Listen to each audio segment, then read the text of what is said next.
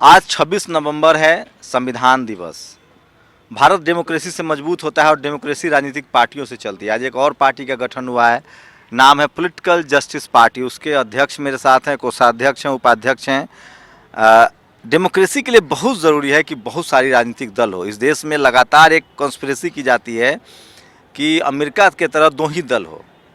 अगर ऐसा हो गया तो आप तय मानिए कि इस देश में जो लाखों करोड़ों शोषित वंचित लोग हैं, उनकी बात करने वाला कोई नहीं होगा।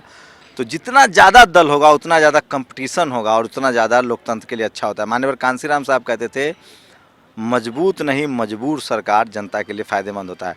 सर, आप अध्यक्ष हैं पार्टी के, राजेश कुमार सिद्धार्थ जी। पॉलिटिकल जस्टिस पार्टी, क्या एजेंडा और क्या आइडियोलॉजी होगी आपकी पार्टी की? देखिए, ऐसा है ना, हमारी पार्टी का जो मुख्य एजेंडा है, हम देश में जाति के नाम पर, धर्म के नाम पर, मजहब के नाम पर राजनीति नहीं करेंगे। हम इस देश के अंदर उन दबे कुचले, शोषित पीड़ित लोगों के आवाज़ को बुलंद करने का काम करेंगे जो सदियों से दबे कुचले रहे हैं। अन्य पार्टियां देश में रही हैं, आप जानते हैं, जिन्होंने इस देश के अंदर हमेशा जातीय दंगा भड़काकर, सांप्रदायिक दंगा भड़काकर, आपस में एक इंसान को दूसरे इंसान से लड़वाकर, एक पड़ोसी को दूसरे पड़ोसी से कटुता पैदा कर कर इस देश के अंदर राज किया। मैं ऐसा नहीं करूंगा। हमारी पार्टी सबको समान अधिकार देगी। हमारी पार्टी का मुख्य एजेंडा है इस देश के अंदर समता मूलक समाज की स्थापना करना। जो बाबा साहब डॉक्टर अम्बेडकर ने जिस देश का सपना देखा था, उसको पूरा करना मेरी पार्टी का मुख्य। क्या पार्टी चलाना आसान काम नहीं होता है? बहुत इस देश में बड़े बड़े जनाधार वाली पार्टियां हैं, लेकिन फंड जनरेट नहीं कर पाती है। आप लोग के लिए क्या लग रहा है, चुनावी कैंपेन में आप लोग कब से उतरेंगे और किन राज्यों से चुनाव की शुरुआत होगी? देखिए, ऐसा है कि अभी हमारी पार्टी को गठन हुए मात्र 2 महीना या 80 दिन जो भी हुए हैं। सितंबर के तारीख में chief election commission of India से हमको सर्टिफिकेट मिला था, ठीक है। और उस 2 महीने के अंदर मैंने 11 राज्यों का भ्रमण किया।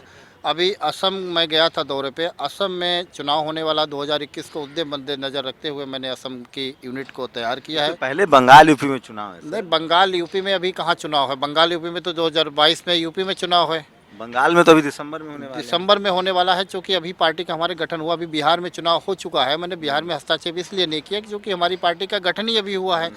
तो अभी तो जो असम से शुरुआत करेंगे, लब्बू बाबू शुरुआत करेंगे और 2022 में मैं यूपी में भी अपने कैंडिडेट्स उतारूंगा। तो देखिए, ये अध्यक्ष हैं और राजेश कुमार सिद्धार्थ हैं। आपकी पार्टी से लोग क्यों जुड़े और क्या एजेंडा है आपका? पार्टी से जुड़ने के लिए क्या प्लेटफॉर्म इस्तेमाल करें? जो लोग आपकी पार्टी से जुड़ना चाहें वो कैसे संपर्क करें? देखिए, ऐसा है कि अब इस देश, मैं समझता हूं कि इस देश की जनता की आवाज़ है। इस देश की जनता जाति, धर्म और मजहब के नाम से ऊब चुकी है। यहाँ पे जितनी पॉलिटिकल पार्टियां रही हैं, उन्होंने देश में जाति, धर्म और मजहब के नाम का राजनीति की। अब जनता, मैं समझता हूँ कि इन मुद्दों को लेकर भटक चुकी है, वो इन मुद्दों से ऊब चुकी है और वो एक ऐसा विकल्प को तलाश कर रही है जो इंसानियत और मानवता का विकल्प हो। हमारी पार्टी का मुख्य एजेंडा है इंसानियत और मानवता को बहाल करना। मैं कुछ दूँ चाहे न दूँ, इस देश को अंदर एक सच्चा इंसान और सच्चा मानव जरूर दूंगा। देखिए, बड़ी बात कही इन्होंने। अगर इस देश में राजनीतिक दलें धर्म और राजनीति, जाति की राजनीति से ऊपर उठ जाए तो देश के लिए बड़ा अच्छा है, लेकिन अभी ऐसा दिख नहीं रहा है। अभी तो मंदिर बना है। साहब, आपका क्या नाम हो सर, बताइए? डॉक्टर जगदीश प्रसाद रावत, आप क्या है पार्टी में? राष्ट्रीय उपाध्यक्ष हैं। राष्ट्रीय उपाध्यक्ष हैं। तो क्या लग रहा है, क्या रोड मैप है, कैसे लोगों को जोड़ेंगे? हम कार्यकर्ता वहाँ भेजेंगे, हम स्वयं जाएंगे, हमारे पार्टी के सभी लोग जाएंगे और हम ग्रास रूट पर काम करना चाहते हैं।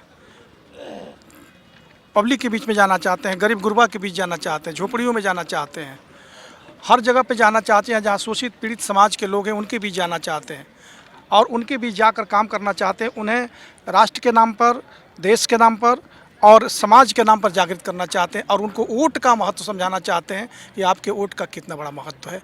जो आपका वोट है वह देश को एक दिशा देने की स्थिति में होता है। आप स्वरूप जी बताइए, आप कोषाध्यक्ष हैं, क्या कैसे फंड रेज करेंगे? क्योंकि पार्टी तो आजकल इलेक्ट्रल बॉन्ड 1-1 हज़ार करोड़ रुपए चंदा लेती है। देखो, हमारी पार्टी जो कोई धन्ना सेठों की पार्टी नहीं है। हम तो उस समाज से आते हैं जो हम जो कफन भी हो जाता है उसे पहन के अपने कपड़े बनवा लेते हैं। हम तो उस समाज से बिलोंग करते हैं। हम जो 20-20 रुपये लोग हम पर्ची कटवा रहे हैं, सदस्य बना रहे हैं लोगों का, हमारा कोई ऐसा नहीं है कि हम किसी से लाख 2 लाख ले रहे हैं। हम तो जनता से लेंगे और जनता के लिए काम करेंगे, जीवन उसी में अपना पूरा न्याय। देखिए, आप लोग चाहते हैं ना कि इस देश से भ्रष्टाचार, जातिवाद, भेदभाव खत्म हो, तो यकीन मानिए भाई साहब ने जो कहा है ना, जिस दिन इस देश का हर नागरिक पॉलिटिकल हो जाएगा, आपका देश भी अमेरिका, ब्रिटेन हो जाएगा।